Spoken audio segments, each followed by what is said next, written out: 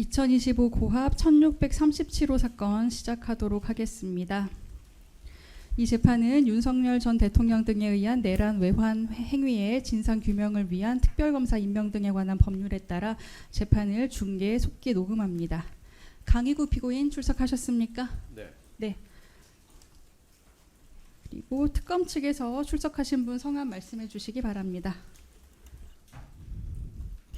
예, 특별검사보 장우성, 파견검사 김정국, 김현지 출석하였습니다. 네. 변호인도 출석하셨습니까? 네, 법무부인 H1호의 김상배 변호사입니다. 네. 판결 선고를 시작하도록 하겠습니다. 피고인은 허위 공문서 작성, 허위 작성 공문서 행사, 공용 서류 손상, 대통령 기록물 관리에 관한 법률 위반 혐의로 공소가 제기되어 재판을 받았고 대부분의 사실관계를 인정하면서도 모든 공소 사실에 관하여 죄가 되지 않는다고 주장을 하였습니다. 먼저 유무죄에 관한 결론부터 고지를 하고 그 후에 각각의 이유를 설명하는 방식으로 선고 절차를 진행하도록 하겠습니다. 허위 공문서 작성의 점 중에서 이 사건 비상계엄에 관하여 국방부 장관이 국무총리를 거쳐 대통령에게 비상계엄 선포를 건의하고 대통령이 국무회의의 심의를 거쳐 이 사건 비상계엄을 선포한 것과 같은 내용의 비상계엄 선포문 표지를 허위로 작성하였다는 부분은 무죄로 판단을 하였고 그 외에 허위 작성 공문서 행사의 점도 무죄로 판단하였습니다. 이를 제외한 나머지 공소사실은 전부 유죄로 판단하였습니다. 유죄로 판단한 부분의 이유를 설명하도록 하겠습니다. 먼저 허위 공문서 작성 부분입니다. 유죄로 판단한 부분은 피고인이 대통령이 국무총리와 국방부 장관이 부서한 이 사건 계엄 선포문 표지로서 이 사건 비상계엄을 선포한 것과 같은 내용의 허위 공문서를 작성하였다는 것입니다. 이에 대하여 피고인은 비상계엄 선포문은 공문서가 아니고 그 내용 또한 허위가 아니며 피고인에게 허위 공문서 작성의 고의와 허위 공문서 행사의 목적이 없었다고 주장을 하였습니다. 비상계엄 선포문 표지가 공문서에 해당하는지에 관해서 보겠습니다. 비상계엄 선포문 표지는 그 내용과 형식에 비추어 대통령이 작성권자이고 이 사건 비상계엄 선포가 헌법 제82조에 따라 국무총리와 관계 국무위원이 부서하고 대통령이 서명한 문서로서 이루어졌음을 증명하는 공문서라고 볼 수 있고 피고인 역시 헌법 제82조에 맞추어서 비상계엄 선포문 표지를 작성하였다고 진술한 바가 있습니다. 전자정부법 등 관련 법령을 종합하여 보더라도 공문서는 결재권자가 서명 등의 방법으로 결재함으로써 성립된다고 할 수 있는데 비상계엄 선포문 표지는 그러한 요건을 갖추었습니다. 피고인은 비상계엄 선포문 표지에 대통령의 날인이 없고 계엄 선포 시에는 국무위원 전원의 부서가 있어야 하지만 국무총리와 국방부 장관만 부서하였다는 등의 이유로 공문서가 아니라고도 주장하지만 비상계엄 선포문의 형식에 관해서 법령에 특별히 정해진 바가 없고 피고인이 작성한 비상계엄 선포문 표지는 국무총리와 국방부 장관이 부서하고 대통령이 서명한 문서에 의해서 이 사건 비상계엄이 선포되었다는 사실의 범위 내에서 증명력과 신용력을 갖는 문서에 해당합니다. 따라서 비상계엄 선포문 표지는 공문서에 해당합니다. 비상계엄 선포문 표지가 허위인지에 관해서 보도록 하겠습니다. 헌법 제82조의 문서주의와 부서제도는 대통령의 국법상 행위의 책임 소재를 명확히 하고 대통령의 권력을 통제하는 절차이기 때문에 그러한 국법상 행위 이전에 부서가 이루어져야 합니다. 피고인은 법령 등 공포에 관한 법률의 내용을 들어 비상계엄 선포문에 기재한 날짜는 서명일 등이 아니라 계엄 선포의 효력 발생일이고 부서는 대통령의 국법상 행위가 완결된 후에 이루어지는 절차이며 비상계엄 선포문 표지에 부서일을 기재한 부분은 없기 때문에 비상계엄 선포문 표지가 허위가 아니라고 주장을 하였습니다. 그렇지만 문서주의와 부서제도의 의의 그리고 부서가 이루어져야 하는 시점에 관한 위 법리에 비추어 보면 대통령의 국법상 행위에 관해서 부서가 있는 문서의 작성은 당의 행위일 이전에 이루어져야 하고 이는 계엄의 선포에 관해서도 동일하며 비상계엄 선포문에 기재된 날짜는 대통령 명의의 당의 비상계엄 선포문의 작성 및 관계 국무위원회 부서가 그 기재된 날짜인 비상계엄 선포일 이전에 이루어졌음을 증명하는 것입니다. 따라서 이 사건 비상계엄 선포 후에 작성된 비상계엄 선포문 표지는 허위라고 볼 수 있습니다. 피고인에게 허위 공문서 작성의 고의와 허위 공문서를 행사할 목적이 있었는지에 관해서 보도록 하겠습니다. 피고인은 이 사건 비상계엄이 선포되었던 것은 사실이고 내부적으로 보존할 목적만 가지고 비상계엄 선포문 표지를 작성하였을 뿐이므로 허위 공문서 작성의 고의가 없었고 당시에는 부서에 관한 문제제기 등이 없었기 때문에 이 문서를 행사할 목적도 없었다고 주장을 하였습니다. 그러나 피고인은 범행의 경위에 관해서 김주현으로부터 대통령의 국법상 행위는 문서로 해야 되고 부서가 있어야 된다는 사실을 들어서 알고 있었고 한덕수로부터 비상계엄 선포 전에 배포되었던 선포문을 전달받아 그 문서는 그와 같은 요건이 갖추어져 있지 않음을 확인한 후에 이를 보완하기 위해서 비상계엄 선포문 표지를 작성하였다고 진술하였는 바 피고인의 진술에 의하더라도 허위의 인식이 있었음이 분명하고 행사의 목적도 인정할 수 있습니다. 피고인이 내부적으로 보존을 할 목적만 가지고 있었다면 한덕수로부터 받은 비상계엄 선포문에 서명을 받아 보관하는 것도 가능하였다고 보이는데 피고인은 그와는 다른 양식, 즉 부서란이 있는 비상계엄 선포문 표지를 새로 만들어서 서명을 하도록 했는 바 이는 비상계엄 선포문 표지가 대외적으로 공개되는 상황에 대비하기 위함이었다고 볼 수밖에 없습니다. 피고인에게 구체적인 행사의 목적이 있었다고 단정하기는 어렵지만 이 사건 비상계엄 선포의 절차적인 적법성을 증명하고 비상계엄 선포문 표지가 대외적으로 공개되는 상황에 대비하기 위해서 이를 작성한 이상 행사의 목적을 부정할 수 없습니다. 피고인이 실제로 위 문서를 행사하지 않았다고 하더라도 그러한 이유만으로 행사의 목적이 부인될 수도 없습니다. 이상과 같은 이유로 허위 공문서 작성의 점을 유죄로 인정하였습니다. 다음으로 대통령 기록물 관리에 관한 법률 위반과 공용 서류 손상에 관해서 보도록 하겠습니다. 피고인은 비상계엄 선포문 표지가 대통령 기록물이 아니라고 주장하였습니다. 그렇지만 대통령이 직무수행과 관련하여 생산한 기록물은 대통령 기록물에 해당하기 때문에 비상계엄 선포문 표지도 대통령 기록물에 해당합니다. 피고인은 비상계엄 선포문 표지가 대통령 기록물 관리에 관한 법률에 따라 전자적으로 생산 관리되지 않았다는 점과 이관 대상으로 확정되지 않았다는 점을 들어 대통령 기록물에 해당하지 않는다고 주장하지만 대통령 기록물법의 해석상 전자적으로 생산 관리되어야만 대통령 기록물에 해당한다거나 이관 대상으로 확정이 되어야만 대통령 기록물에 해당한다고 볼 수는 없습니다. 다음으로 피고인은 한덕수의 요청을 받고 보관 책임자로서 비상계엄 선포문 표지를 더 이상 사용하거나 보관하지 않고 폐기할 용도로 처분했기 때문에 비상계엄 선포문 표지는 공용 서류로서의 성질을 상실한 것이고 따라서 이를 손상하였다고 하더라도 공용 서류 손상죄가 성립되지 않는다는 취지로 주장하였습니다. 그러나 앞서 본 바와 같이 비상계엄 선포문 표지는 공문서로 성립하고 대통령 기록물로 생산이 되어서 공무소인 대통령실에서 사용할 목적으로 보관되고 있었기 때문에 공용 서류에 해당합니다. 문서를 사용할 의사나 목적이 명백히 소멸하였다고 볼 만한 정황이 없습니다. 또한 공문서는 작성자의 지배를 떠나 작성자로서도 그 변경, 삭제가 불가능한 단계에 이르면 이를 임의로 폐기할 수는 없는 바 비상계엄 선포문 표지가 위와 같은 단계에 이르렀다고 볼 수 있습니다. 또한 허위의 공문서를 손상한 경우에도 공용 서류 손상죄가 성립할 수 있습니다. 따라서 피고인에 대해서 공용 서류 손상죄도 인정이 됩니다. 다음으로 피고인은 대통령 기록물 관리에 관한 법률 위반죄와 공용 서류 손상죄가 법조경합 관계에 있어서 대통령 기록물 관리에 관한 법률 위반죄가 성립이 되면 공용 서류 손상죄가 성립할 수 없다는 취지로 주장하였습니다. 그러나 대통령 기록물 관리에 관한 법률 위반죄와 공용 서류 손상죄는 일부 행위 태양이 같을 뿐 행위의 객체가 다릅니다. 특히 대통령 기록물 관리에 관한 법률 위반죄는 대통령의 국정 운영의 투명성과 책임성을 높이는 것을 보호법익으로 하지만 공용 서류 손상죄는 그와 관련된 공무 자체를 보호법익으로 하는 것이기 때문에 양죄는 보호법익도 다릅니다. 따라서 양죄는 상상적 경합 관계에 있고 이와 다른 피고인의 주장은 받아들일 수 없습니다. 마지막으로 피고인은 이 부분 범행에 관해서 윤석열과 공모하지 않았고 비상계엄 선포문 표지를 파기한 후에 윤석열에게 사후 보고하였을 뿐이라고 주장하였습니다.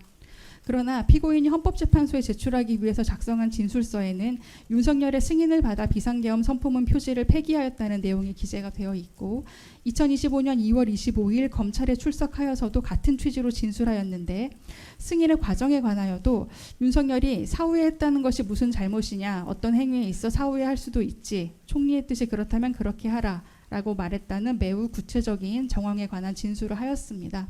한편 피고인은 그 후에 2025년 6월 30일 특별검사 조사 당시에 위와 같은 진술을 번복하면서 먼저 비상계엄 선포문 표지를 폐기한 다음 윤석열에게 사후에 보고했다고 진술하였습니다.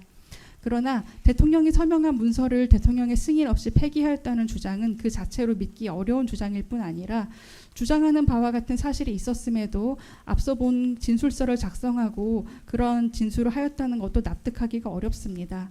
따라서 윤석열과 공모하에 폐기하였다는 부분도 유죄로 인정할 수 있습니다. 이상과 같은 이유로 대통령 기록물 관리에 관한 법률 위반과 공용 서류 손상을 모두 유죄로 인정하였습니다. 다음으로 무죄 부분입니다. 허위 공문서 작성의 점 중에서 비상계엄 선포문 표지가 국방부 장관이 국무총리를 거쳐 대통령에게 계엄 선포를 건의하였고 대통령이 국무회의의 심의를 거쳐 비상계엄을 선포하였다는 부분이 허위임을 전제로 하는 부분은 비상계엄 선포문 표지에 위와 같은 내용이 표시되어 있지 않기 때문에 무죄로 판단하였습니다. 다만 이 부분 공소사실과 일죄의 관계에 있는 허위 공문서 작성죄를 유죄로 인정하였기 때문에 이 부분에 관해서 주문에서는 무죄를 선고하지 않습니다. 다음으로 허위 공문서 행사의 점은 공소장의 기재에 의하더라도 피고인이 대통령 비서실 부속실에 비상계엄 선포문 표지를 보관하였다는 것이고 이 사건 증거에 의하면 피고인이 이를 책상 서랍에 보관하고 있다가 파기한 사실을 인정할 수 있습니다. 제3자가 피고인의 책상 서랍에 있는 문서를 열람할 수 있었다거나 달리 피고인의 위와 같은 보관 행위만으로 문서의 신용을 해할 위험이 발생하였다고 볼 만한 증거도 없습니다. 따라서 피고인이 비상계엄 선포문 표지를 행사하였다고 볼 수 없습니다.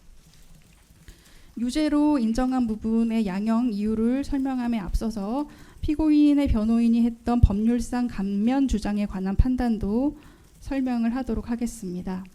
피고인의 변호인은 판시 각 죄가 피고인이 검찰 참고인 조사 시에 최초로 진술한 내용을 기초로 하고 있고 피고인이 위 조사 시부터 계속해서 공소사실을 구성할 수 있을 정도의 구체적인 사실을 진술하였기 때문에 윤석열 특별검사법 제25조 제3호에 따라 형이 필요적으로 감면되어야 한다고 주장을 하였습니다. 윤석열 특별검사법 25조는 위 법률이 2025년 9월 26일 개정되면서 신설된 규정입니다. 제2조 제1항 각 호의 사건과 관련하여 형법이나 그 밖의 법리를 위반한 자가 각 호의 어느 하나에 해당한 때에는 그 형을 감경 또는 면제할 수 있고 제1호 및 제3호에 해당하는 때에는 그 형을 감경 또는 면제하여야 한다라고 규정하고 있습니다. 그중에 제3호는 수사 재판 절차에서 해당 사건에 관한 다른 사람의 범죄를 규명하는 주요 진술 또는 증언이나 그 밖의 자료 제출 행위 또는 범인 검거를 위한 제보와 관련하여 자신의 범죄로 처벌되는 경우입니다. 위와 같은 윤석열 특별검사법 제25조는 같은 법 제2조에 따른 사건의 진상규명을 위해서 이와 관련된 자의 진술, 증언 및 자료 제출이 필요하기 때문에 이를 유도하기 위한 목적의 규정인 점, 위 규정이 제3호를 형의 필요적 감면 사유를 규정하고 있는데 제3호에서 다른 사람의 범죄를 규명하는 주요 진술 또는 증언이나 그 밖의 자료 제출 행위를 범인 검거를 위한 제보와 병렬적으로 규정하고 있는 점 등을 종합하여 보면 윤석열 특별검사법 제25조 제3호에 다른 사람의 범죄를 규명하는 주요 진술 또는 증언이나 그 밖의 자료 제출 행위라고 하는 것은 범인 검거를 위한 제보에 준하는 행위로서 범죄 규명을 목적으로 한 적극적인 행위를 가리킨다고 해석하는 것이 타당합니다. 피고인이 2025년 2월 25일 검찰 참고인 조사 시에 이 사건 각 범행에 대해서 진술하고 자신이 작성했던 비상계엄 선포문 표지의 내용을 보여주기 위해서 이를 수기로 작성하여 제출한 것을 비롯해서 이 사건 각 범행에 대해서 전반적으로 구체적인 진술을 하고 있습니다.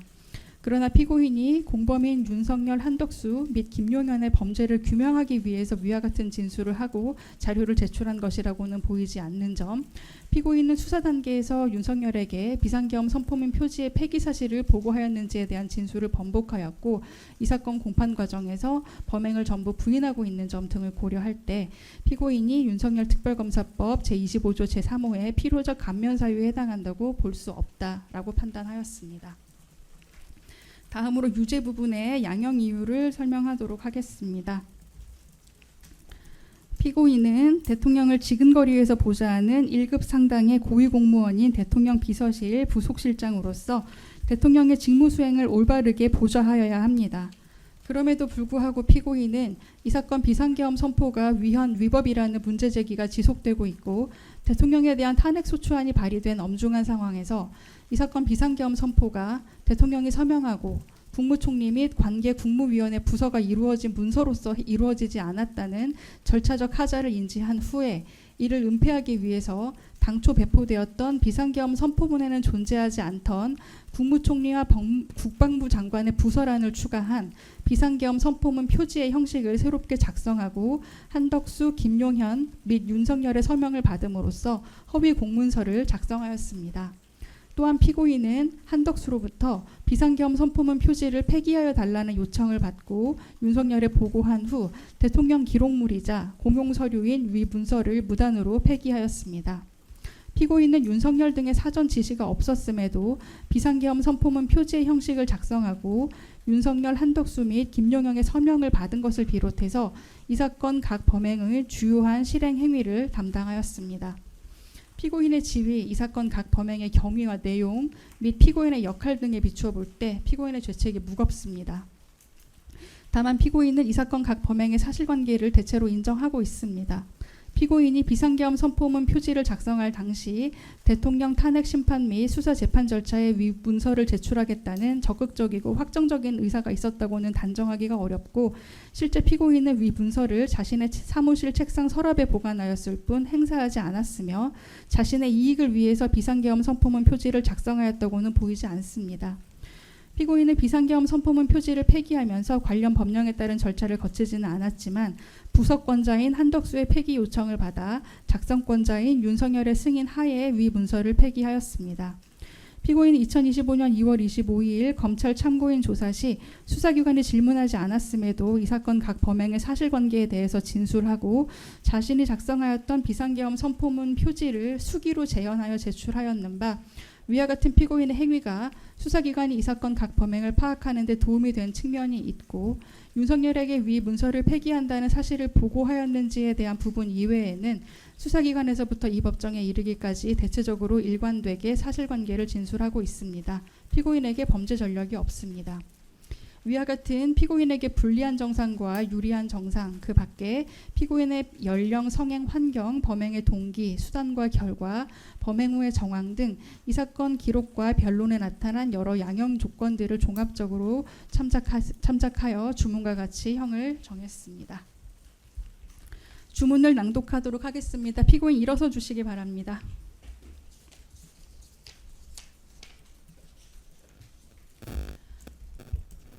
피고인을 징역 1년 6개월에 처한다. 이 사건 공소사실 중 허위 작성 공문서 행사의 점은 무죄. 피고인에 대해서 징역 1년 6개월의 실형을 선고했습니다. 그리고 허위 작성 공문서 행사의 점에 관해서는 주문에서 무죄로 판단을 하였습니다. 이 판결에 대해서 불복이 있는 경우에는 7일 이내에 이 법원에 항소장을 제출하는 방법으로 항소를 제기할 수 있습니다. 구속된 피고인의 경우에는 항소장을 법원에 제출하지 않고 구치소나 교도소장에게 제출할 수도 있습니다. 오늘 주문에 무죄로 선고된 부분이 있습니다. 피고인 주문에 무죄로 표시된 부분에 관해서 판결 공시를 희망하십니까? 판결 공시는 신문이나 법원 홈페이지에 무죄 판결 받았다는 취지를 게시하는 것을 의미합니다. 네. 이 판결이 확정되면 형법 제58조에 따라 무죄 부분에 관해서 판결의 요지를 공시한다는 결정을 고지하도록 하겠습니다. 그리고 주문과 이유에서 일부 무죄로 판단된 부분이 있습니다. 그 부분에 관해서는 형사 보상에 관한 안내문을 교부하도록 하겠습니다. 안내문을 읽어보시고 본인에게 필요한 조치가 있다면 그 절차를 밟으시기 바랍니다. 이상으로 판결 선고 절차는 모두 마치도록 하겠습니다.